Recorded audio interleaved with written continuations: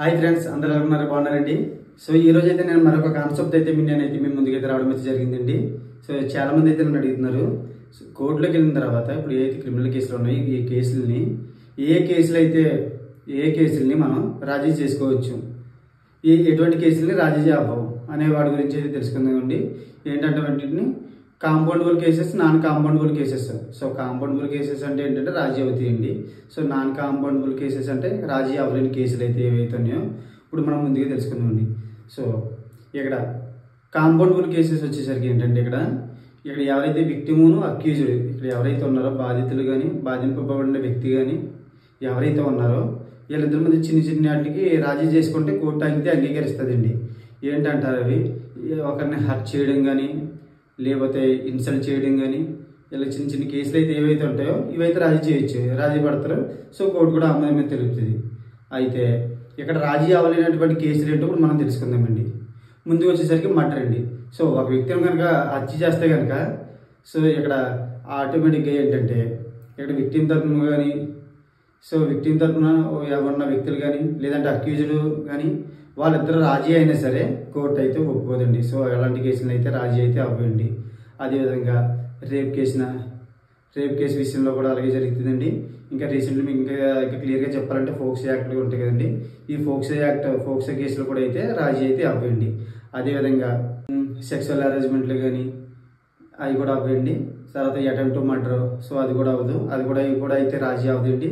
తర్వాత కల్పులు, హోమ్సైడ్ అంటే ఒకరిని మరణానికి ప్రేరేపించడం, సో ఇలాంటి కేసుల్లో కూడా ఏంటంటే ఇవన్నీ కూడా రాజీ అయితే అవ్వండి. అదేవిధంగా ఎస్సీ అట్రాసిటీ కేసు, అదేవిధంగా ఈ డ్రగ్స్ కేసులకు సంబంధించి సో ఇలాంటి కేసులు కూడా అయితే రాజీ అవ్వడానికి అయితే అవకాశం అయితే లేదండి. సో ఇలాగైతే పెద్ద లిస్ట్ అయితే ఉంటుందండి. సో ఇటువంటి కేసుల్లో అయితే రాజీ అవ్వడానికి లేదు. తర్వాత ఏంటంటే చీటింగ్ అండి. సో చీటింగ్ కూడా రాజీ అవ్వడానికి ఉండదు. అయితే కొన్ని ప్రత్యేక పరిస్థితుల్లో మనం హైకోర్టులోకి వెళ్ళి పిటిషన్ వేసుకుంటే కనుక ఆ పిటిషన్ కాల్స్ అయితే చేయడం అయితే జరుగుతుందండి. సో అలాంటప్పుడు రాజీ అయితే అవుతుందండి. సో 498A కేసుల గురించి దాని గురించి కూడా విన్నాం కాబట్టి సో అలాంటి కేసుల్లో వాళ్ళు కనుక కాంప్రమైజ్ అయిపోతే కనుక రాజీ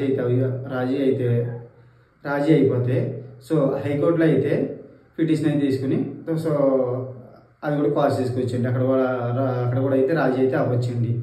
అయితే ఎప్పటి వరకు బాగానే ఉందండి, ఇక్కడి వరకు అయితే మీకు బాగానే ఉంది. అయితే ఇక్కడ ఈ కేసుల్లో వచ్చేసరికి ఏంటంటే ఇక్కడ ఎవరు ఉంటారు, విక్టిమ్ తరఫున స్టేట్ ఉంటుంది, అంటే పబ్లిక్ ప్రాసిక్యూటర్ ఉంటాడు, సో అక్యూజ్డ్.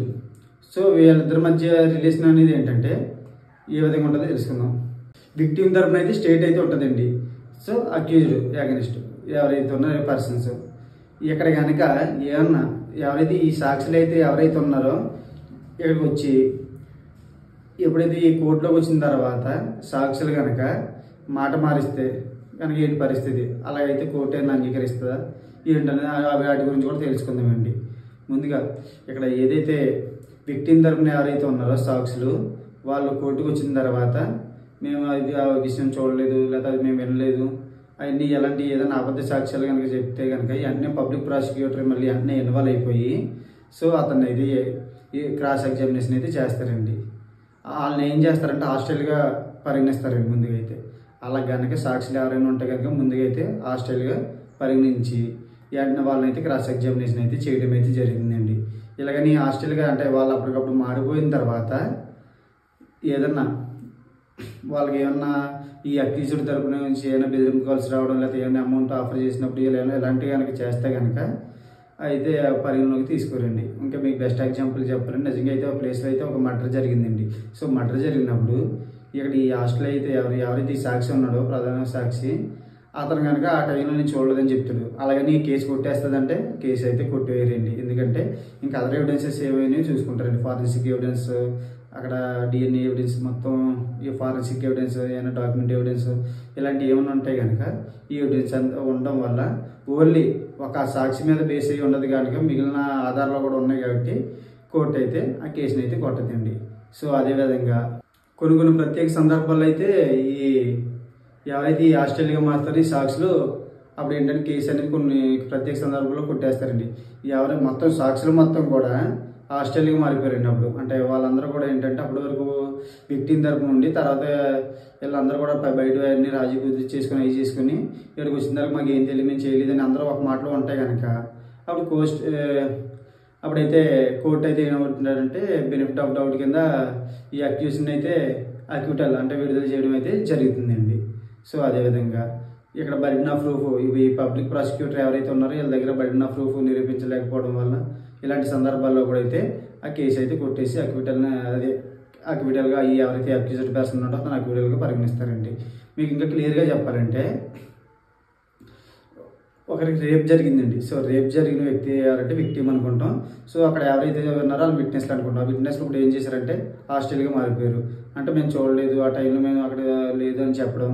అదే విక్టిమ్ కూడా ఏంటంటే లేదు ఇతను ఏం చేయలేదని చెప్పడం ఆ సందర్భంలో. అయితే ఇక్కడ కనుక ఆ ఎవిడెన్సెస్ ఏది మెడికల్ ఎవిడెన్సెస్ ఏవైతే ఉన్నాయో, ఫారెన్సిక్ ఎవిడెన్సెస్ ఏవైతే ఉన్నాయో అవి కనుక కరెక్ట్గా ఉంటాయి కనుక కేసు అయితే ముందుకు సాగుతుందండి. సో అది కన్విక్షన్ అయితే విధించడం అయితే జరుగుతుందండి ఎవరైతే అక్యూజ్డ్ పర్సన్ ఉన్నాడో. ఒకవేళ అక్కడ కనుక మెడికల్ ఎవిడెన్సెస్ కనుక ఏమైనా లేకపోతే కనుక ఈ విక్టిమ్ ఇచ్చిన మళ్ళీ విక్టిమ్ ఏదైతే చెప్పారో అదే తీసుకుంటారు.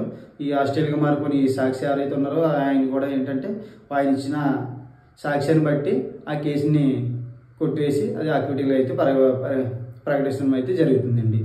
సో ఈ విధంగా అయితే ఉంటాయండి. ఇక్కడ ఎవరైతే ఉన్నారో ఫాల్స్ ఎవిడెన్స్ అదే ఫాల్స్ విట్నెస్ ఎవరైతే ఉన్నారో అబద్ధ సాక్ష్యం ఎవరైతే చెప్పారో అది నిరూపితమైతే కనుక సో అది అది కనుక నిజంగా ఫాల్స్ స్టేట్మెంట్ ఫాల్స్ ఇచ్చారనుకోండి, ఫాల్స్ ఎవిడెన్స్ ఇచ్చారని తెలిసింది అనుకోండి ఫాల్స్ విట్నెస్ని. సో మనం ఏం చేయాలంటే వాళ్ళకి మినిమం 7 సంవత్సరాలు అయితే శిక్ష అయితే పడుతుందండి. ఇది కూడా గమనించుకోండి. సో ఎప్పుడైనా అబద్ధ సాక్ష్యాలు చెప్పినప్పుడు మీరు బయట రాజీ అయిపోయి సో కోర్టులోకి వెళ్ళిన తర్వాత ఇలా మేము చూడలేదు అని చెప్తూ ఉంటారు. సో అలాంటి సందర్భాల్లో కనుక అది కనుక నిరూపితమైతే కనుక 7 సంవత్సరాల శిక్ష అయితే ఉంటుందండి. సో ఈ విధంగా అయితే compoundable cases, non compoundable cases అని ఉంటాయండి. సో ఈ కేసెస్ అన్ని అలా క్రిమినల్ కేసెస్ అని మోస్ట్లీ ఏంటంటే మొత్తం స్టేట్ వర్సెస్ అక్యూజ్డ్. ఇక్కడ ఎవరైతే విక్టిమ్ తరపున స్టేట్ ఉంటుంది, సో ఇంకా నెక్స్ట్ ఎవరైతే అక్యూజ్డ్. సో ఇదైతే మీరు గమనించుకోండి. ఇందులో కొన్ని ప్రలోభాలలో చేయొచ్చు అని అనుకుంటారు ఇప్పటికీ. సో అలాంటి అయితే అవ్వండి, అది కూడా మీరు అయితే జాగ్రత్తగా అయితే పరిగణించుకోండి. సో ఈ కాన్సెప్ట్లో కనుక మీకు ఏమైనా డౌట్స్ ఉంటే నన్ను అయితే కాంటాక్ట్ చేయండి. అదేవిధంగా మీకు ఇదే కదండి ఇంకే డౌట్స్ ఉన్నా సరే మీరు అయితే నన్ను కాంటాక్ట్ చేయొచ్చు. నా నెంబర్ అయితే డిస్ప్లే మీద అయితే ఇవ్వడం అయితే జరుగుతుందండి. ఓకేనండి, థ్యాంక్ యూ సో మచ్.